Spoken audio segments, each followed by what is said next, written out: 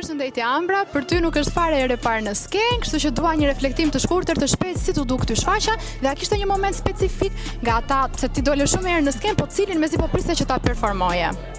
No, po. Shumë pyetje gjatë. Nuk është era e parë që dal në skenë. Këtë radhë në fakt kisha më shumë emocione se 2-3 herët e tjera që kam dalë, domethënë që kam aktruar. Efekti Raqit. Raqi. Edhe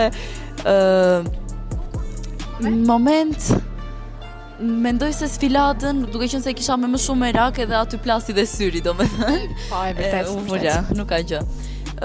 Monologu nuk e prisja, nuk doja të vinte në asnjë momenti monologut, po në fakt tani pendohem se e bëra shumë mirë. Në fakt ti mendoj në monologje shpreh më shumë veten, sikur e gjen veten më shumë atje. Po. Mendoj se ja dola shumë. Mirë, nuk do të zbulojmë shumë detaje, se do ta kemi dhe pjesë të podcastit përsëri, kështu që mjafton kaq që do na prisni përsëri ne. Edhe shumë suksesa.